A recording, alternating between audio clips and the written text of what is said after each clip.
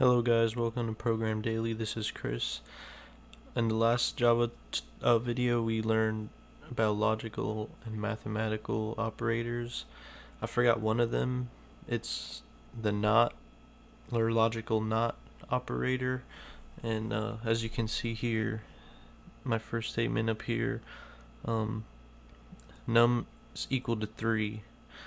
I made num equal to 3 and I printed out num is not equal to 9.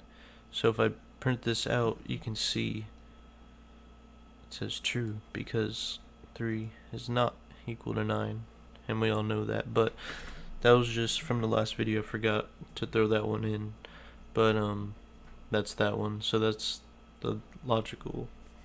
And next we're gonna jump into conditional operator. Conditional operator is a question mark and a colon, a regular colon, not a semicolon. But so here I wrote double salary equals 145,691.45. So, and I made the system print out if salary is less than 300,000, then you're well off. If not, then you're rich. So you can use a if-else statement for this, but this is just a conditional operator just so you know what it is and can get familiar with it, just in case you ever see it. But I'm gonna get into the statements later on, but let's get on going. The next one is relational operators.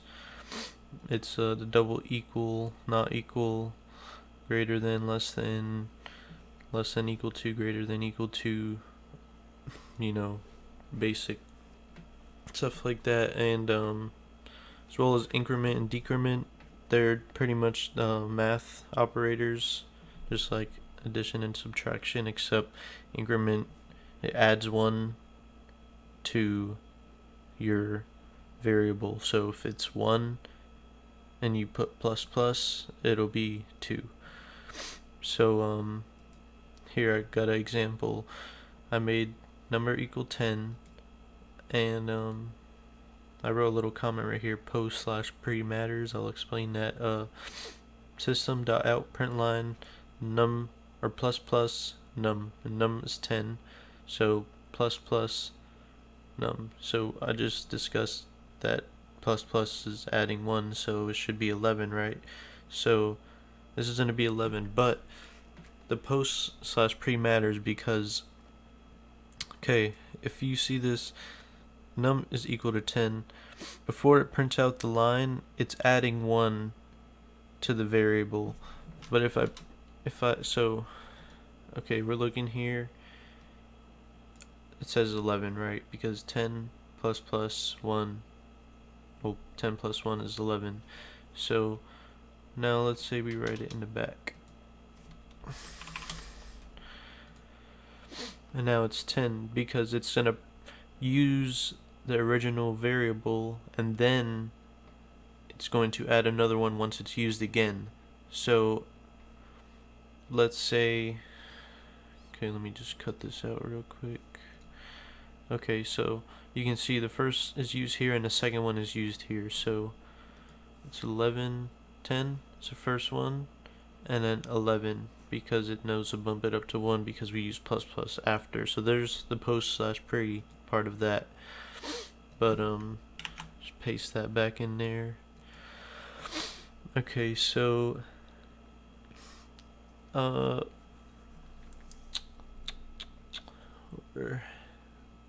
okay, so let's say you wanted to add a number to your variable. So for example, I'm making number 10 plus 90 right here. So I'm adding 90 to my original number. So if I print it out right here, let me just take these pluses off so it's not confusing. So first it's going to print out 10. This is the first one. Next, 10 is equal to 10 plus 90. So now change the variable to 100. So now it's 100, as you can see in this statement. And then that's pretty much one way you can do it. Sorry, I got confused. I was looking at this bottom part. Okay, so that's one way you can add to your variable, but it seems kind of long. But we have assignment operators down here. So say new is equal to 100. So new, you can write plus equal to 50, and it pretty much the same thing as this, except as you can see, shorter, kind of quicker. So you can just write variable plus equal to 50, and it'll add and get the answer to your variable plus 50. And I printed it out right here, and that is 150.